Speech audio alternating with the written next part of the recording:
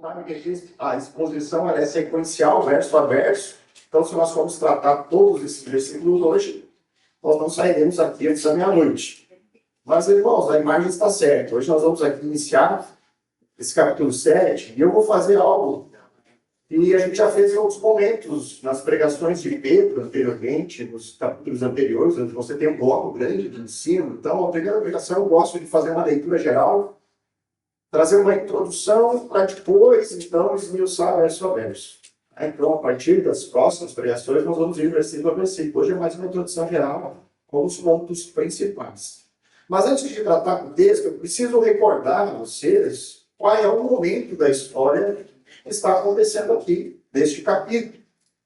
No capítulo anterior, no capítulo 6, Lucas ele já deu a introdução desse personagem central da história. Na narrativa de Lucas, ele nos conta acerca de um homem chamado Estevão, que inicialmente ele foi escolhido junto com outros 6 homens para auxiliar os apóstolos na tarefa do auxílio, do serviço às mesas, o atendimento a pessoas em necessidade, especialmente as viúvas. Então, os apóstolos sobrecarregados, não conseguindo mais se manter focados na pregação do evangelho, da mensagem que eles transmitiam, por conta de ter que atender à necessidade de uma igreja que só crescia, eles decidem escolher 7 homens para fazer esse trabalho que a gente chama hoje de trabalho diaconal, né? São os diáconos da igreja daquele tempo. E Estevão foi inicialmente escolhido para essa função, servir as mesmas, né? Providenciar o auxílio a pessoas em necessidade. Mas ainda no capítulo 6, nós vemos que Estevão está indo além deste serviço.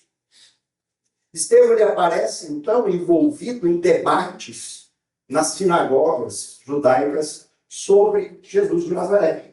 Ele está lá falando, testemunhando sobre o Messias que veio ao mundo, que morreu crucificado e ressuscitou. Então nós vemos que Estevão ele vai além do serviço, né? Daquela categoria do diácono que nós entendemos. Isso mostra que não é porque alguém é diácono, tem esse dom, que ele não possa servir em outras áreas, assim como não quer dizer que o pastor tem dom de pastor, ele não possa servir também, quase como diácono.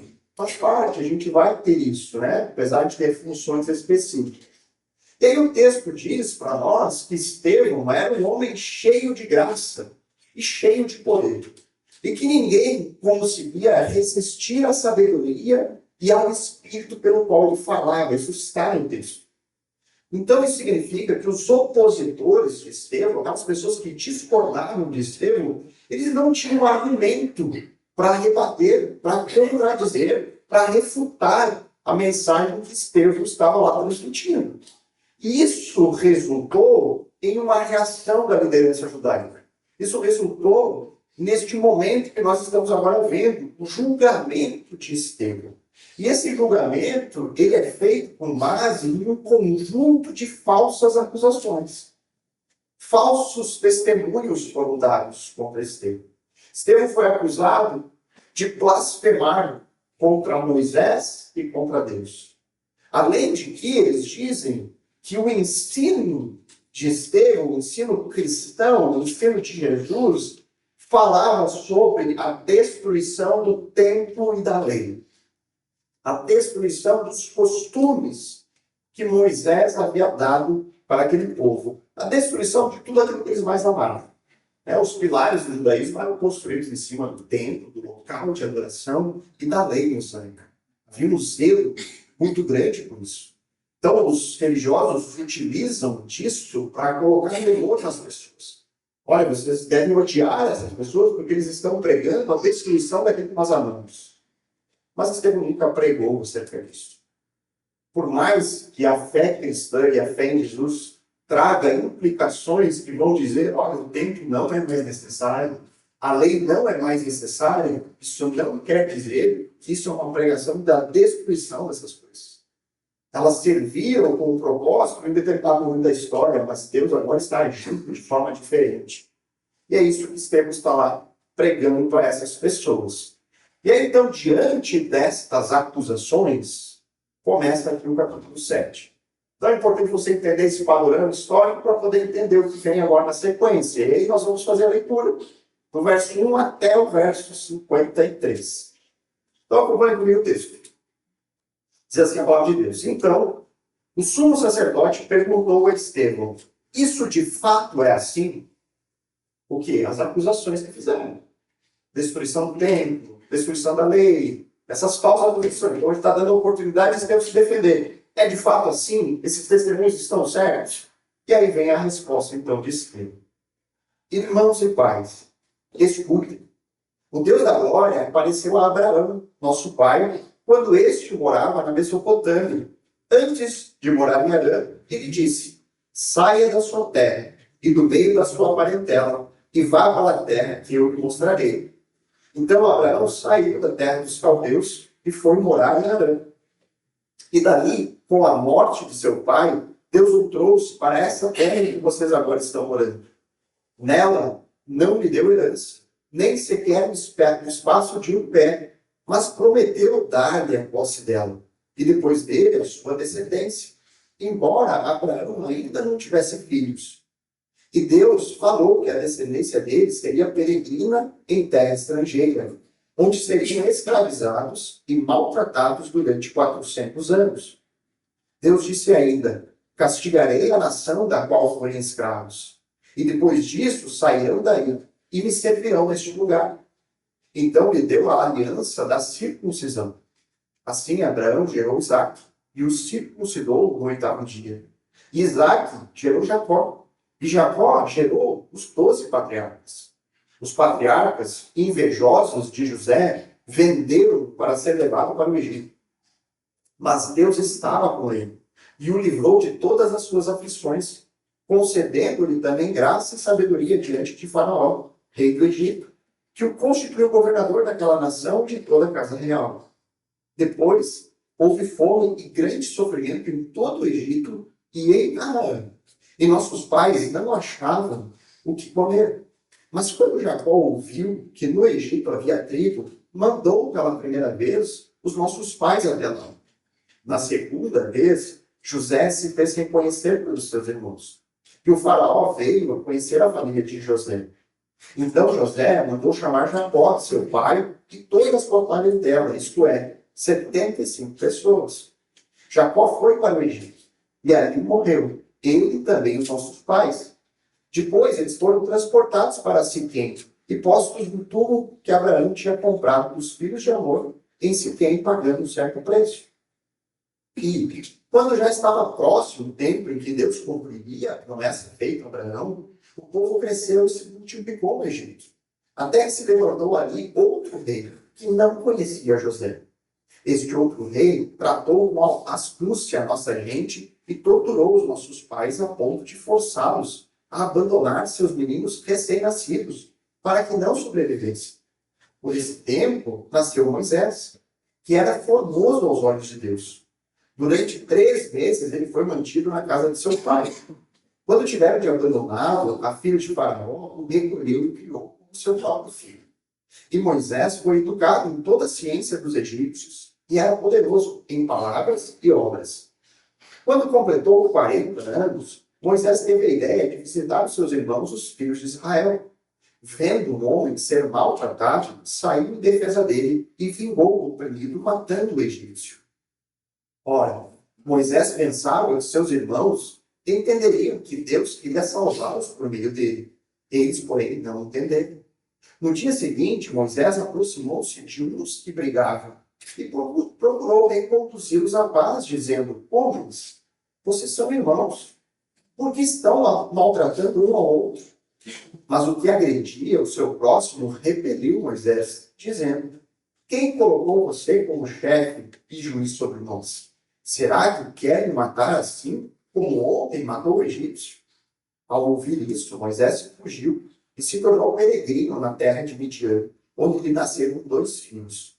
Passados 40 anos, apareceu-lhe no deserto do Monte Sinai um anjo, por entre as chamas de uma sarça que estava queimando. Moisés ficou maravilhado diante daquela visão e, aproximando-se para contemplá-lo, ouviu-se a voz do Senhor que disse: eu sou o Deus dos seus pais, o Deus de Abraão, de Isaac e de Jacó. Moisés, tremendo de medo, não ousava contemplar a sarça. Então o Senhor disse: tire as sandálias dos pés, porque o lugar em que você está é terra santa. Certamente viu o sofrimento do meu povo no Egito, ouviu o seu gemido e desci para libertá-lo. Venha agora, vou mandar você para o Egito. A este Moisés, a quem tinham rejeitado, dizendo: quem colocou você como chefe e juiz? Deus o enviou como chefe e libertador, com a assistência do anjo que lhe apareceu na sarça. Foi Moisés quem os tirou de lá, fazendo prodígios e sinais na terra do Egito, no Mar Vermelho e no deserto, durante 40 anos.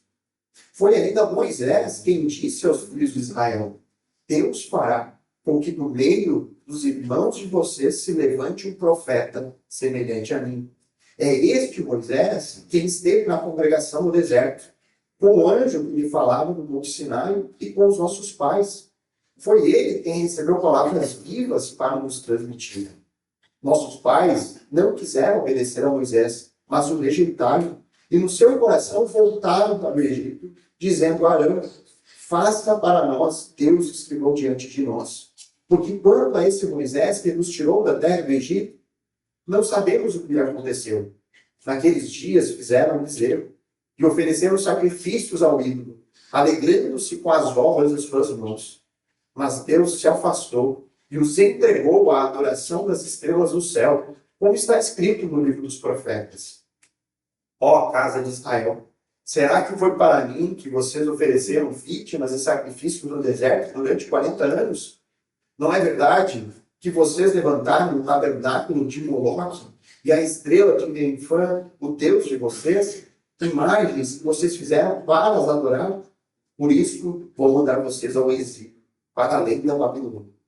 O tabernáculo do testemunho estava entre nossos pais no deserto, como havia ordenado aquele que disse a Moisés que o fizesse segundo o modelo que tinha visto.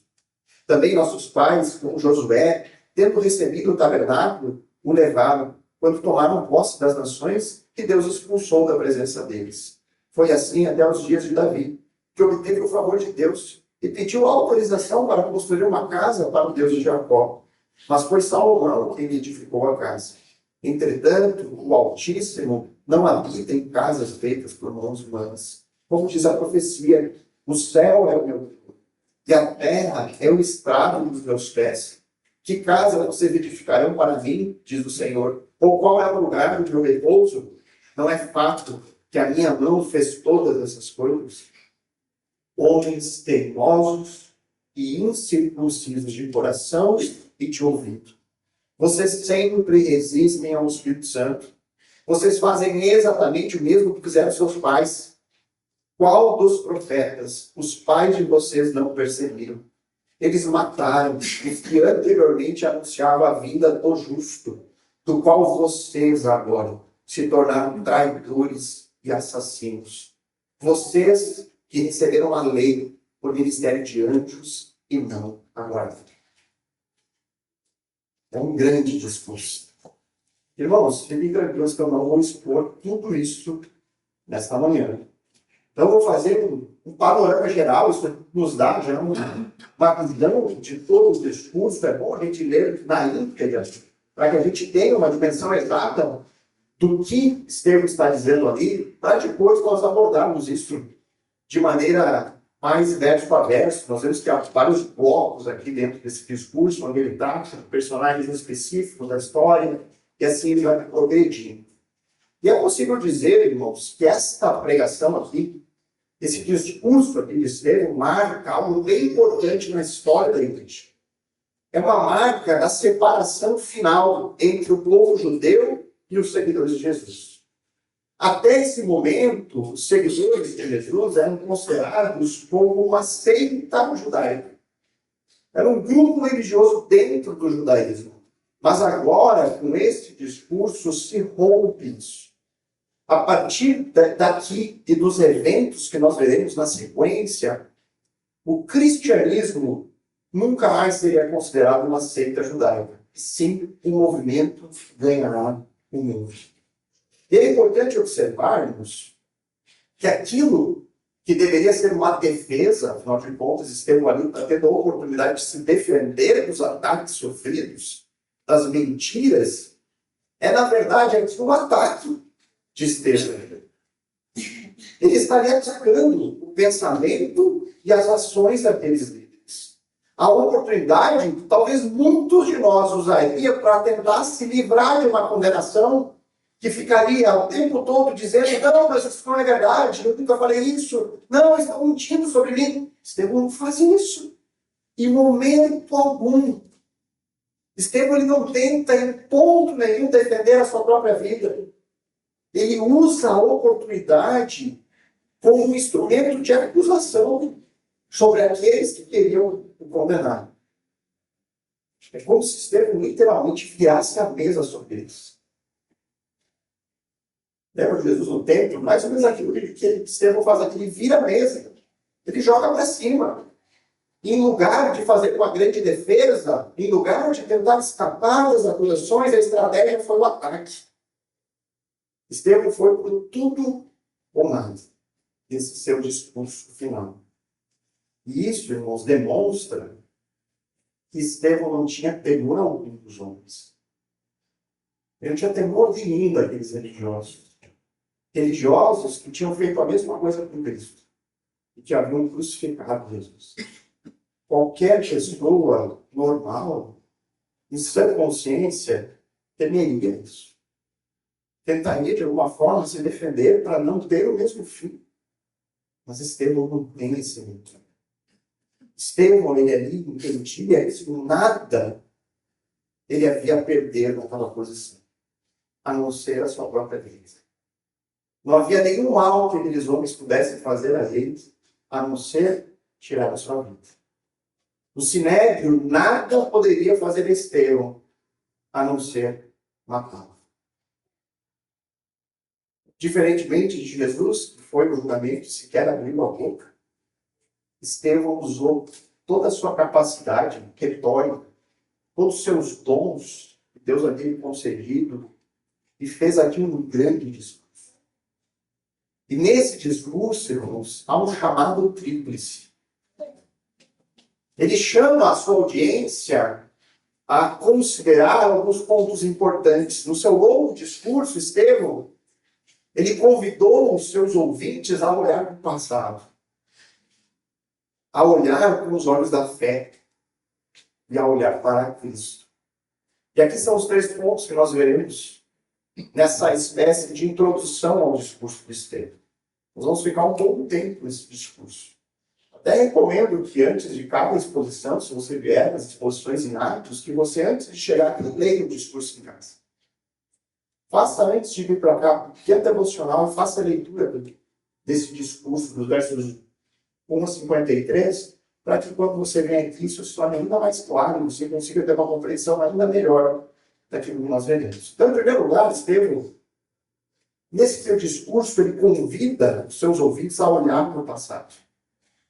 Todo o discurso de Estevão é um convite para que aqueles membros do Sinédrio olhassem para a história do passado.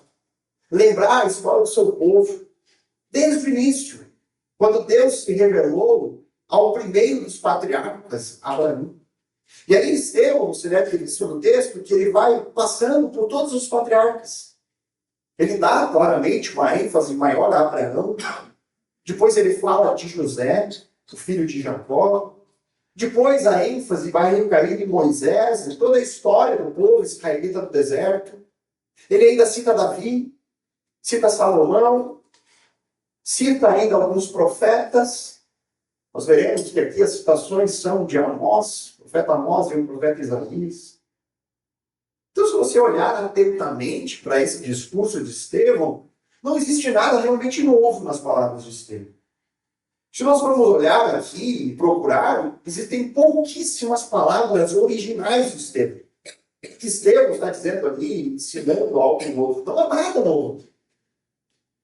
Basicamente, Estevão está usando a própria história do seu povo como argumento de sua defesa em forma de ataque. Estevão ele convida aqueles homens do Sinédrio a relembrar a sua própria história. relembrar a história do seu povo, dos seus antepassados. Uma história que eles conheciam muito bem, que eles valorizavam, que eles amavam. E Estevão faz isso para que eles possam entender e crer na sua pregação. Para que eles pudessem crer no testemunho que ele compartilhava sobre o Messias crucificado. Para que eles pudessem crer que esse Messias que eles mesmos mataram, ressuscitou. E que essa é a grande verdade que precisa ser abraçada em fé. Ele vai usar a história do povo para mostrar que a sua pregação sobre o Messias que ressuscitou é verdadeira e precisa ser crida. E esse convite, irmãos, que Estevão faz para que a gente olhe para trás, esse convite que ele disse para seus opositores olharem para o passado, para aquilo que aconteceu na história, isso serve para nós hoje. Nós vivemos dias em que parece haver uma fascinação somente pelo futuro. Pessoas têm procurado as igrejas nos nossos dias, igrejas cristãs, não para saber e para aprender sobre o que Deus fez anteriormente. Essas pessoas vão para a igreja com uma fome insaciável, incontrolável sobre o que vai acontecer na sua própria vida no futuro. As igrejas estão lotadas de pessoas assim, que trocam as cartomantes pelos profetas modernos. Isso é extremamente perigoso. Estevão aqui ele está usando a história do seu povo, a história passada, a história daquilo que Deus já realizou, de uma forma a mostrar que essa história é como uma lâmpada para que a gente possa entender o presente. E aí nós podemos dizer que existe um duplo propósito aqui. Um duplo propósito sobre esse olhar ao passado. Algo que foi também exposto e defendido pelo apóstolo Paulo. O apóstolo Paulo, em Romanos 15, verso 4, ele vai dizer assim: pois tudo o que no passado foi escrito, para o nosso ensino foi escrito, a fim de que, pela paciência e pela consolação das Escrituras, tenhamos esperança. Isso significa que toda a história que foi registrada nas Escrituras, toda a história que foi preservada por Deus para que chegasse nas mãos do seu povo, ela tem um propósito. Qual é o propósito? Nos trazer conhecimento, nos trazer ensino. Tem o propósito de nos edificar. O passado serve para nos ensinar. Nós aprendemos com as coisas que passaram. Isso aumenta o nosso conhecimento, nos faz enxergar melhor a realidade do presente. Nos capacita a entender a nossa vida agora e também aponta de forma segura para o futuro. Ao olhar para o passado, que foi escrito e revelado a nós, histórias que foram registradas, nós podemos entender a vida que nos serve de maneira segura e também olhar para aquilo que importa em relação ao futuro. Ao olhar para a história bíblica, gente, ao conhecermos sobre a história do povo escolhido por Deus, e aqui, irmãos, nas próximas semanas, nós vamos ter vários momentos onde nós vamos ir lá para trás. Nós vamos aprender sobre a história de Abraão. Nós vamos aprender sobre a história de José, nós vamos aprender sobre Moisés, nós vamos aprender sobre essas histórias, porque elas são importantes para nós.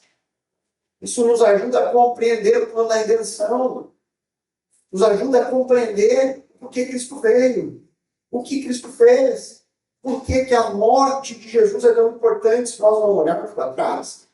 Não temos condição de entender isso. Então é sempre importante, isso está muito claro. Não há outra forma para você conhecer o Senhor senão olhando para este livro. Não há outra forma. A Bíblia fala também de uma revelação de Deus que é geral, que é comum. A Bíblia diz que nós podemos conhecer Deus por meio da criação. A olhar para o mundo, Nós vemos que há um Criador. Mas essa revelação comum, ela só condena. Ela não salva.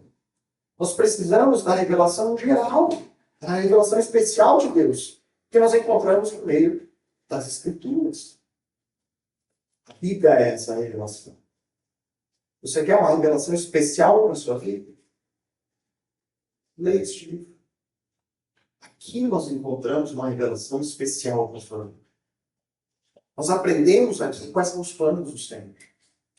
Nós conhecemos quem é o nosso Deus, os seus atributos. Nós aprendemos sobre quem nós somos. Porque até chegar aqui neste livro, irmãos, eu tenho certeza que cada um de nós pensava de si mesmo de forma muito errada. E a Bíblia vem expor ao nosso coração quem nós de fato somos. Nós aprendemos de onde viemos. Nós aprendemos para onde vamos. Nós temos aqui neste livro uma fonte inesgotável de conhecimento. Como crentes, como povo que Deus deu um livro, nós temos que nos debruçar para conhecer este livro. Mas além disso, irmãos, quando nós olhamos para o passado, para essa fonte inesgotável do conhecimento, nós podemos aprender até mesmo com o erro do passado. Com os erros cometidos ali. Se você acompanha as pregações aqui na igreja, você já deve ter observado que várias vezes as exposições foram sobre a maneira como os opositores de Jesus lidaram com ele. Nós estudamos bastante aqui sobre isso. Algumas semanas atrás, inclusive, a exposição foi sobre a maneira como esse sinédrio aqui agiu quando eles não conseguiam mais negar a verdade. Nós vimos aqui que eles usaram as táticas da mentira, que eles usaram a tática do abuso da sua autoridade, que eles usaram a tática do medo. E aí nós olhamos para este relato, não com olhos de condenação, ou como se aqueles homens fossem muito diferentes de nós. Não, nós olhamos ali com o intuito de aprender com isso. De saber que eles são pecadores que eu não sou. Então eu tenho que olhar o erro deles e aprender com isso, para que eu não venha cometer o mesmo erro. É isso que Estevão vai dizer nos versos 51 a 53 do texto. Olha o que ele diz. Ele usa todo o passado para mostrar para ele o erro que foi cometido, para que eles não cometessem novamente. Ele diz ali: homens teimosos e incircuncisos de coração. Vocês sempre resistem ao Espírito Santo. Vocês fazem exatamente o mesmo que fizeram os seus pais. Vocês estão repetindo o mesmo erro. Vocês conhecem a história, mas vocês não aprenderam com a história. Vocês estão caindo no mesmo equívoco. Então, irmãos, ao olhar para isso, nós podemos analisar a nossa própria conduta. Nós devemos aqui nos comparar com esses religiosos. Talvez, irmãos, eu tenho até, se nós formos sinceros, nós vamos nos identificar mais com o Sinédrio do que com Estevão. Quantos de nós conseguem ter esse entendimento de Estevão? Eu não tenho nada a perder nessa vida, a não ser a minha própria vida. Muitas vezes nós somos muito mais religiosos. Muito mais como o Sinédrio, que acham que são bons, que acham que são merecedores, do que com Estevão. Então nós temos que fazer esse contraste sempre e encarar isso como um espelho da nossa alma. Com quem eu mais me pareço que faça essa reflexão. Se olhar para a sua vida hoje, você está mais do lado Estevão ou mais do lado Sinédrio? Por mais perto de alguém que pensa que não tem nada a perder nessa vida, ou mais perto de um religioso que acha que merece, que acha que é bom, que acha que fazendo tais coisas está garantido. E quem mais acha que faz isso? Então esse é o primeiro propósito aqui. Olhar para o passado. Aprender com a história. Aprender sobre o Senhor que se revelou a nós. Aprender com erros cometidos. Tudo para quê? Para que a gente possa andar seguros no caminho da verdade. Aí tem um outro propósito também, que aparece no texto de Romanos 15:4. O Paulo diz, olha, tudo que foi escrito no passado é para o nosso ensino, para o nosso conhecimento. E aí ele diz, a fim de quê? Com qual objetivo? Que pela paciência e pela consolação das Escrituras tenhamos esperança. Ou seja, ao olhar para o passado, nós encontramos esperança. Lembra que nós cantamos agora há pouco? Se você não cantou no piloto automático, você deve lembrar do fim da letra. No segundo cântico, chamado Eterno Lar, no livro que nós cantamos, em um dos refrões ali, ele diz, quando o coração estiver aflito, se lembre do que ele fez. Quando você estiver angustiado, sofrendo, quando você estiver no vale da sombra da morte, se lembre do que Deus já fez. Do que Deus fez na história. Lembre-se do passado. Ao olhar para aquilo que Deus fez, ao verificar as suas promessas em formas de profecias que já se cumpriram na história, de maneira integral e literal, lembram das quantas profecias existem sobre a vinda de Jesus? São centenas de profecias escritas centenas de anos antes de Jesus vir ao mundo, que diziam como ele viria, de que forma, a forma da morte, aonde nasceria, como ele seria traído. Tudo isso foi profetizado no passado. E tudo sobre Jesus se cumpriu de maneira literal, exatamente como foi anunciado. E isso é esperança na Bíblia. Na Bíblia, a esperança é certeza. É sinônimo de uma certeza. É diferente de nós esperarmos alguma coisa, mas ainda com dúvidas.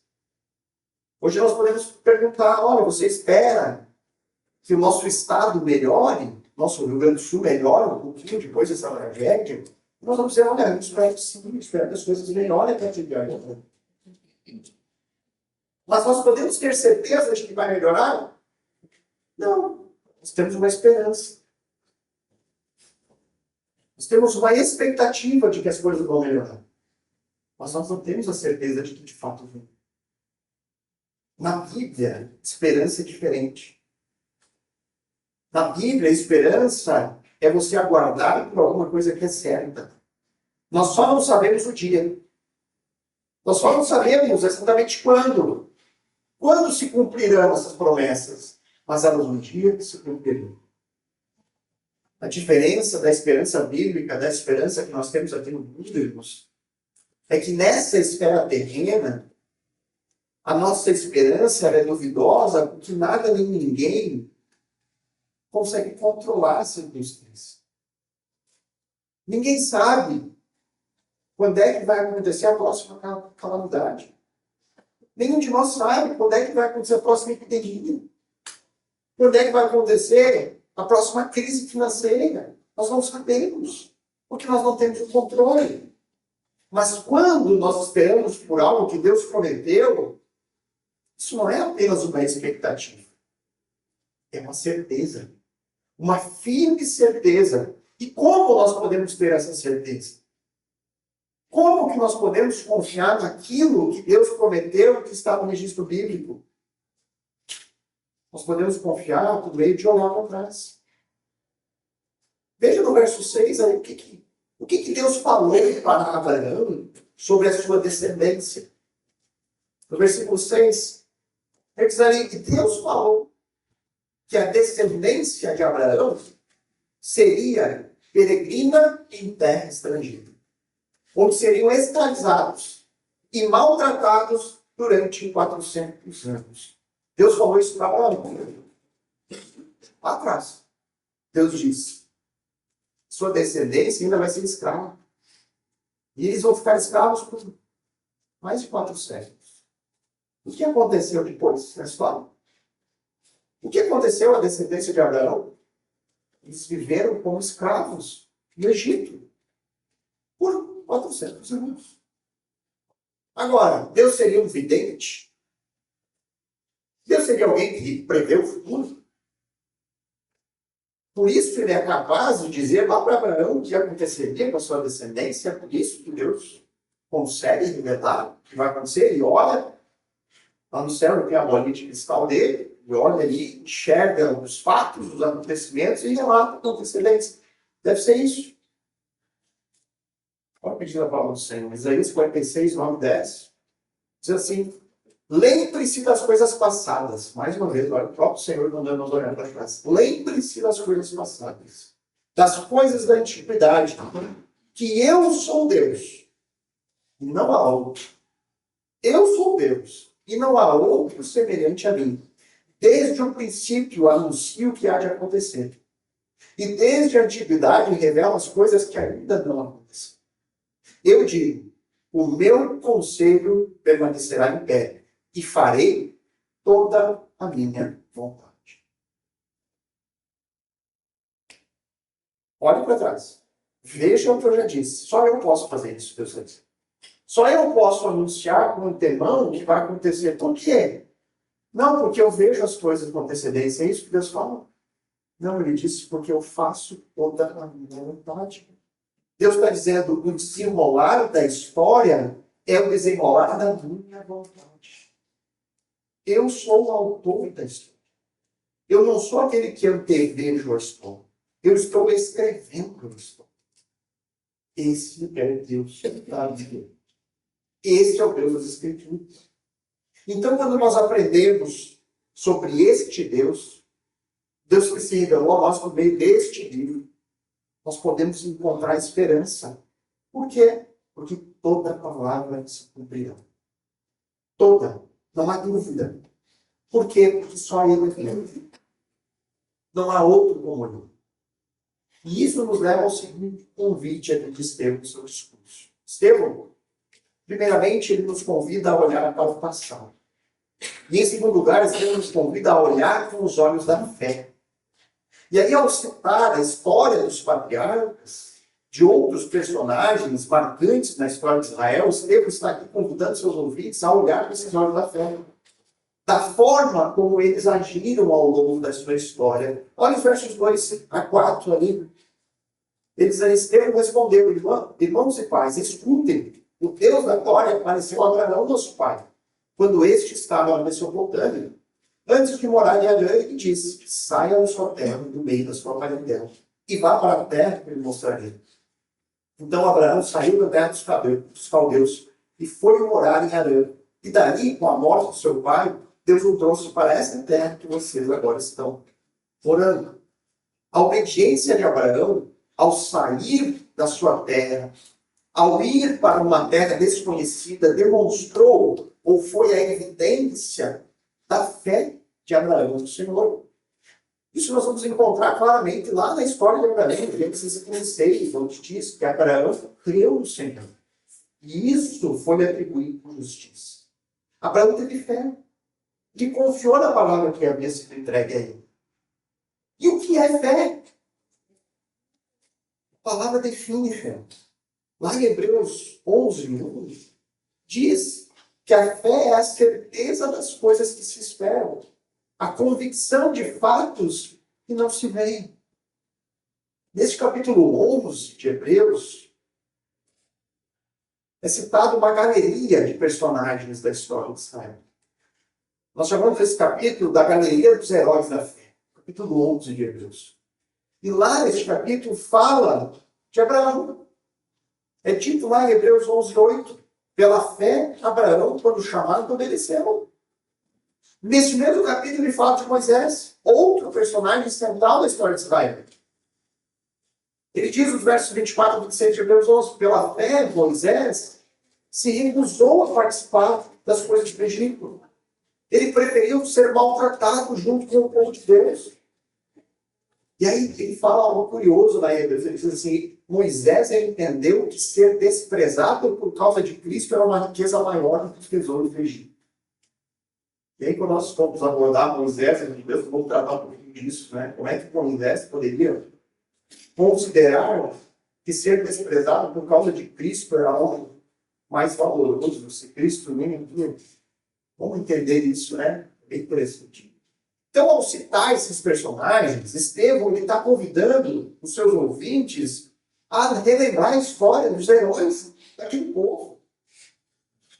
E essa história dessas pessoas foi marcada pela fé na palavra, pela certeza de que o Senhor faria aquilo que ele havia prometido, mesmo que eles não conseguissem enxergar isso naquele momento. Imagina a história de Abraão, um homem de alta idade, que não tinha filhos, sua esposa, uma senhora, já idosa. E aí Deus diz, não, você será pai de uma grande nação. Os olhos carnais daquele homem certamente entenderam, isso é possível. Abraão teve que usar olhos diferentes. Os olhos da fé. Em algum momento ele falhou sobre isso. Na sua história ele falha. Ele não espera, ele acha que não vai se concretizar, e então ele comete alguns equívocos. Mas a história dele fica marcada pela confiança. O que Estevão está convidando esses líderes é fazer esse olhar de uma confiança naquilo que Deus promete. Mesmo que essas promessas sejam difíceis. Mesmo que essas promessas entrem em choque com as expectativas dele. Não sei se todos aí vão lembrar, aqueles que acompanharam as exposições em Mateus, do Evangelho, mas eu falei várias vezes sobre a expectativa do povo judeu em relação ao Messias. Era uma expectativa muito diferente daquele Jesus que apareceu. Então, para você ter uma ideia, o judeu do primeiro século, ele imaginava o Messias como um grande líder político militar. Alguém que viria de forma gloriosa, montado em um cavalo de batalha, que traria palavras de juízo sobre o Império Romano, que restauraria o reino de uma vez por todas a Israel naquele momento. Eles esperavam por isso. Mas aí Jesus veio. E ele nasce de uma forma simples. Ele cresce em um vilarejo desprezado chamado Nazaré. Ele chega como um humilde servo sofredor. As palavras de Jesus são de misericórdia, até mesmo com o povo gentil que os judeus desprezavam. Jesus agia de misericórdia até mesmo com os soldados romanos. Ele agia de misericórdia até mesmo com o odiado cobrador de impostos. Esse Jesus que veio destruiu as expectativas daquele povo. Não era uma maneira como eles imaginavam. Mas a questão é que Jesus ele não atendia a expectativa do povo, mas ele trazia consigo todos os requisitos proféticos. Tudo aquilo que a profecia falava sobre o Messias se cumpria em Jesus. Então, o que aquele povo deveria fazer? Jogar fora a sua expectativa. Olhar para o passado e olhar com os olhos da fé. E olhar para Cristo e dizer, olha, eu posso não compreender agora, mas esse homem só pode vir de Deus. O que ele faz é o que as Escrituras diziam que ele faria. Então eu preciso só confiar.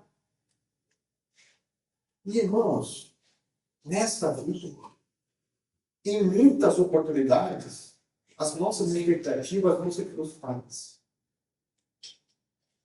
Nós fazemos planos. Nós temos sonhos. Nós temos desejos. Porém, nem sempre esses planos, esses sonhos, esses desejos se tornam realidade. Nós queremos estar no controle das coisas. Mas constantemente vem a vida e nos mostra que nós não temos controle de nada.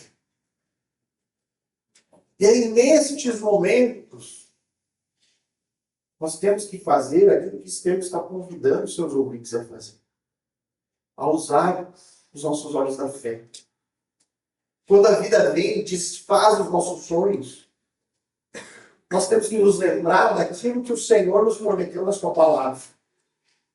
Nós temos que ter a certeza daquilo que nós esperamos em Cristo. Ter a convicção das coisas que ainda nós não podemos enxergar com os nossos olhos físicos, mas que estão à disposição dos nossos olhos espirituais. A verdade é que essa nossa vida aqui é feita de desilusões constantes. Talvez uma das únicas certezas que nós temos nessa vida é que nós vamos sofrer. Irmãos, em algum momento ou outro, nós vamos enfrentar dias difíceis. Nós vamos, inevitavelmente, perder pessoas que nós amamos. Nós vamos ver ainda o pecado reinando neste mundo por meio de ver a morte de pessoas.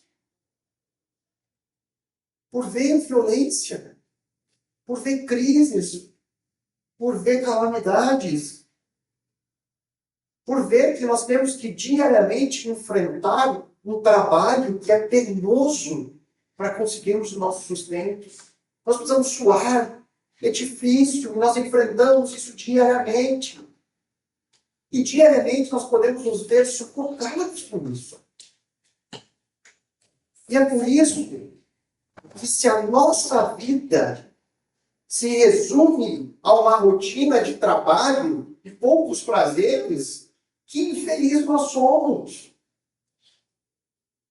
Por isso, irmãos, que o cristão ele não deve viver guiado apenas por este mundo, por aquilo que ele enxerga. Não apenas por vista eu não me guiarei, Senhor. Por fé, Senhor, eu me guiarei. Cantamos também. O cristão, ele deve tentar olhar com os olhos da fé para aquilo que o aguarda. Ele espera um reino vindouro. O cristão, assim como Estevão, ele tem que entender que ele não tem nada a perder neste mundo a não ser a sua própria vida. Por quê? Isso aqui é absurdo para o mundo. Imagina você dizer que você não tem nada a perder a não ser a sua própria vida. Se para muitos é a única coisa que tem. Mas nós entendemos que essa vida aqui não é a vida real. A vida real está por vir.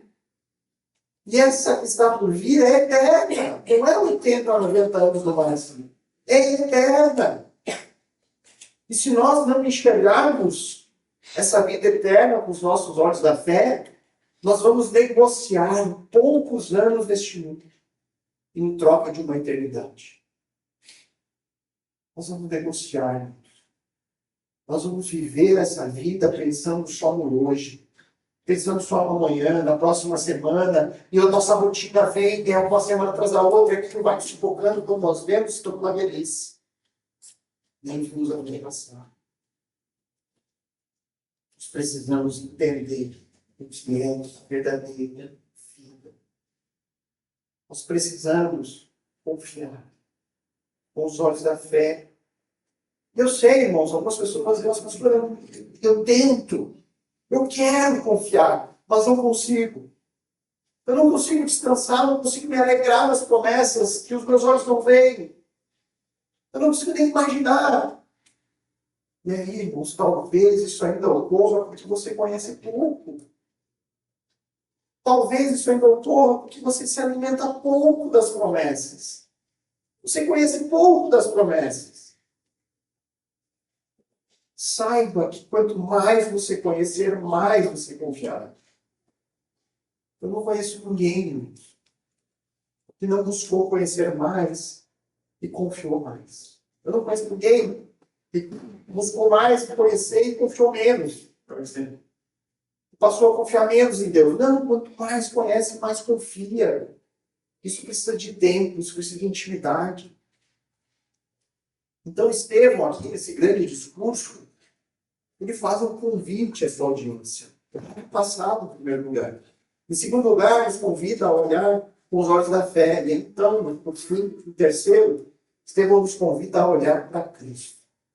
E aí, se você é um bom observador, se você prestou atenção no discurso de Estevão, você deve ter percebido que o nome de Cristo jamais é mencionado.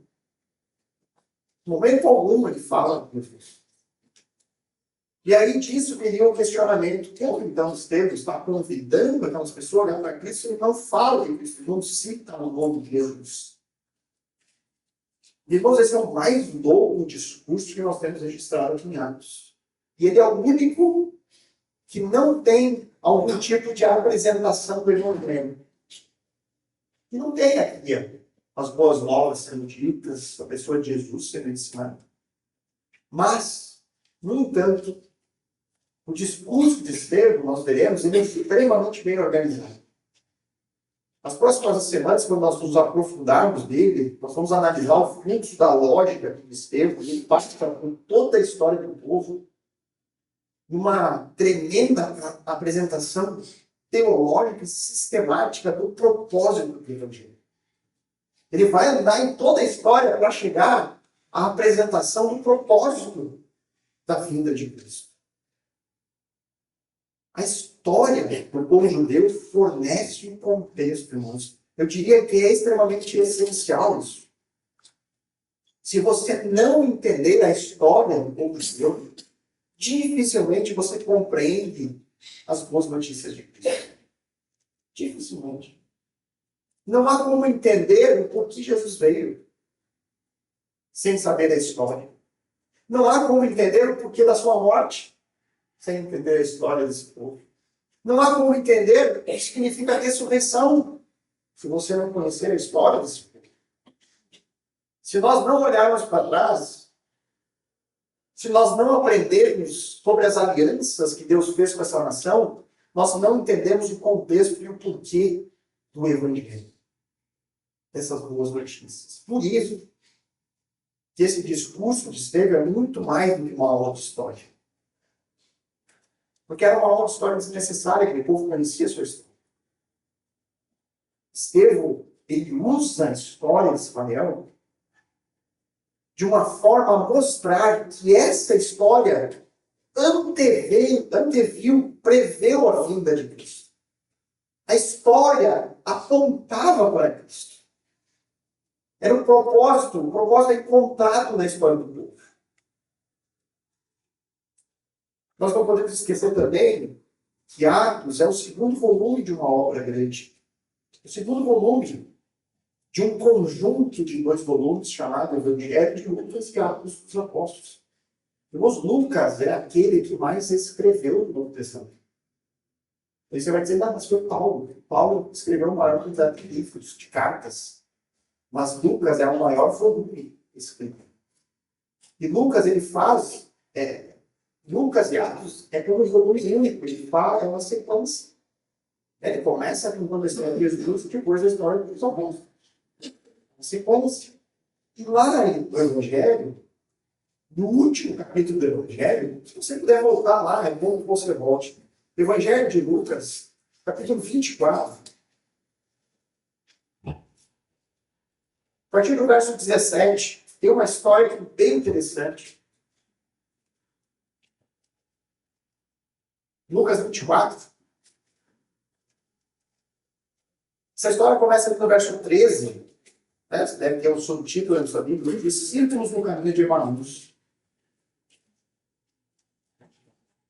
Esse texto aqui, de Lucas 24, relata uma pequena caminhada de Jesus com 2 discípulos. Jesus aqui já havia ressuscitado. E ele está caminhando com 2 dos seus discípulos sem se deixar reconhecer por eles. É algo sobrenatural ali, não se deixa reconhecer. Nessa caminhada, eles se envolvem em uma conversa muito empolgante sobre o que havia acontecido em Jerusalém. Se você olhar aí no verso 17 e 19, ele diz assim, então ele lhes perguntou, Jesus, né? O que vocês estão discutindo pelo caminho? E eles pararam entristecidos. Um, porém, chamado Cleopas, respondeu, será que você é o único que esteve em Jerusalém e não sabe o que aconteceu por lá nesses últimos dias? Ele lhes perguntou, do que se trata? E eles explicaram aquilo que aconteceu com Jesus, o Nazareno, que era profeta, poderoso em obras do palavra diante de Deus e de todo o povo. E aí eles vão seguir contando na sequência sobre Jesus, sobre como muitos pensavam que Jesus era Messias, como ele havia sido morto, mas que agora havia um rumor de que Jesus, esse, havia ressuscitado. E aí então Lucas relata lá no verso 24, 25 e 27. Então ele, Jesus, que disse, como vocês são insensatos e demoram para crer em tudo que os profetas disseram. Não é verdade que o Cristo tinha de sofrer em carne a sua glória? E começando por Moisés e todos os profetas, explicou o que constava a respeito dele em todas as Escrituras. Pensa o que foi essa pregação expositiva de Jesus. Ele passou por toda a Bíblia explicando onde tudo apontava para ele. Mostrando que a história mostrava a ele. Onde tudo que havia sido profetizado se cumpria nele. Então, o que Estevão faz, que Lucas relata, é basicamente o que Jesus fez no caminho para Emaús. É uma exposição clara de toda a história, dos profetas, das Escrituras, dos eventos relacionados com o povo de Israel, com a nação eleita do Senhor, mostrando que tudo aquilo aponta para Jesus. Conduz para os eventos da sua vinda, morte e ressurreição. Então, irmãos, é por isso que Estevão não só convida os seus ouvintes a lembrar da história do povo de Israel, ele convida a olhar para Cristo. Por quê? Porque a história daquele povo aponta para Cristo. E assim como Estevão fez naquele dia, todo pregador cristão, ele tem que fazer o mesmo hoje. Levar as pessoas a Cristo. E por que isso é importante, irmãos? Porque a verdade é que nós vivemos dias que a pregação cristã se transformou em meras palavras motivacionais. Sem conteúdo. Sem significado. Palavras que não levam a Cristo. Não levam até a obra redentora. Não levam até o entendimento do porquê Jesus veio. Não levam as pessoas a entender o porquê que nós precisamos da morte de Cristo. O porquê que a ressurreição autenticou o pagamento do preço. As igrejas hoje usam Jesus como se fosse só um instrumento para nos dar satisfação, para atender os nossos desejos. Jesus se tornou um meio para que o homem possa obter aquilo que ele mesmo, o homem, quer. Jesus existe para quê? Para me dar uma vida melhor. Para resolver os meus problemas financeiros. Para resolver os conflitos da minha família. Não, Jesus, eu busco Jesus porque eu preciso de uma cura. Que adianta ser curado hoje, daqui 20, 30 anos, morrer e ser condenado eternamente? Esquecem do que foi relatado no passado. Que Jesus não veio ao mundo para nos dar uma vida melhor agora. Nunca foi o propósito de Jesus nascer, morrer e ressuscitar. O propósito de Jesus não é lhe dar uma vida melhor agora. Que fique claro. Que fique claro. E sabe por que nós podemos afirmar isso com certeza? Basta olhar para Estevão. Olhe para Estevão. Qual foi o destino de Estevão? Qual foi o destino de um homem cheio de poder e graça? E aí eu digo para você, irmão, Jesus não veio para o mundo para salvar Estevão da mão daqueles homens. Jesus veio ao mundo para dar a Estevão vida eterna. Jesus não veio para livrar ele do sofrimento e das pedradas que ele vai tomar na sequência. Jesus veio da vida eterna, verdadeira vida. Jesus não morreu, irmãos, para nos dar sucesso e riqueza.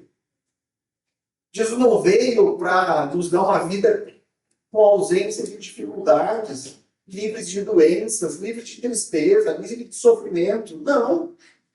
Jesus veio a este mundo para lhe dar vida eterna. Jesus veio a este mundo realizar uma obra a fim de nos perdoar dos nossos pecados. Os pecados que nos escravizam e condenam. É exatamente isso o cerne do Evangelho. É exatamente isso que diz lá em 3,16. Muitos sabem memorizar esse versículo. Porque Deus amou o mundo de tal maneira que deu o seu Filho unigênito. Para quê? Para que a gente tenha sucesso e prosperidade. Para que a gente não fique doente. É isso que o ter não, para que todo que nele quer não pereça, mas tenha vida eterna. Vida eterna. Esse é o propósito. Esse é o propósito. Pouco importa se sofreremos a vida toda, se em Cristo nós o tivermos. Eu posso sofrer a minha vida inteira, mas em Cristo eu vou herdar a verdadeira vida eterna. De que adianta ganharmos o mundo inteiro, sermos pessoas famosas, cheias de dinheiro, podemos fazer o que quiser, e perdermos a própria alma, e perecermos eternamente no inferno? Irmãos, isso é coisa séria. Isso é coisa séria. Coisa que nós não devemos negociar jamais. Então, queridos, nesse seu longo discurso, que acabou sendo meu também, um longo discurso, né? A famosa pregação espada, chato ou comprido, né? Nesse seu longo discurso, Estevão convida os seus ouvintes aqui. Em primeiro lugar, no ano passado, nós também temos que aprender isso. Nós temos que olhar para trás e ver o que Deus fez. Adquirir conhecimento. Para quê? Para não cometermos os mesmos erros de outros. E para nos enchermos de esperança nas promessas do Senhor.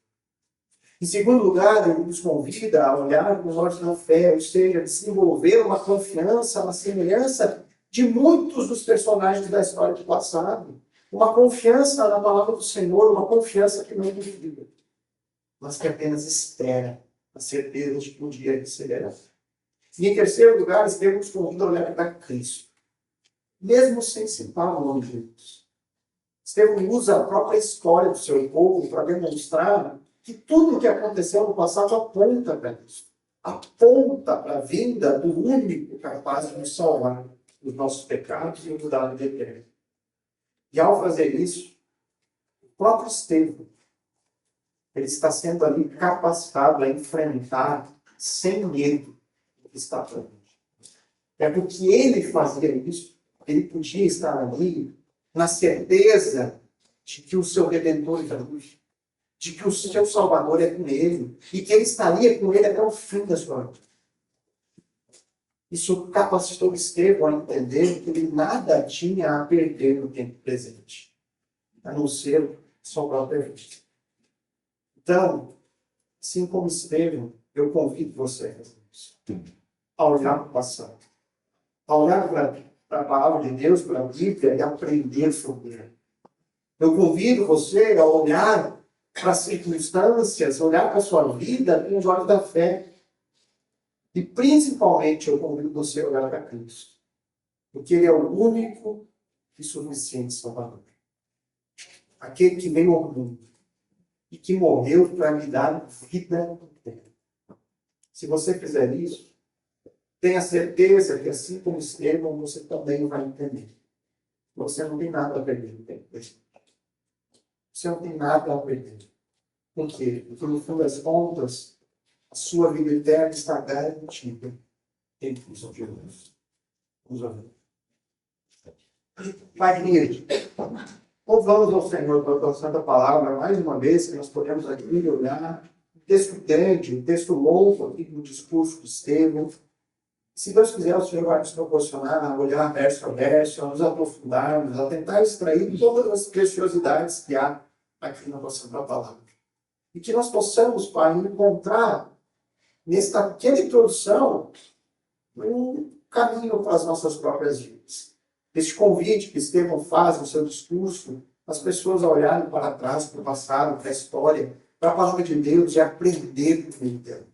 Esse convite que ele nos faz a olhar com os olhos da fé, a realmente confiar naquelas promessas, porque o Senhor, nosso Deus, não é um Deus apenas que olha para frente e consegue antever o futuro, mas é o Deus que tudo determina, que decreta. É o Senhor que controla a história, Ele é o autor de toda a história. E é por isso que nós podemos confiar naquilo que Ele diz que ainda acontecerá conosco. Os eventos do fim, a vida eterna, aquilo que nos aguarda em novo céu e nova terra. Que a gente possa olhar para isso e encontrarmos uma esperança sustentadora, que vai nos ajudar nos tempos de dificuldade, que vai nos sustentar no momento de sofrimento e de dor. Porque sabemos, Pai, nós vivemos em um mundo caído, um mundo no qual nós temos que enfrentar as calamidades, as dificuldades, o trabalho árduo, as doenças, tudo isso faz parte deste mundo onde o pecado ainda reina.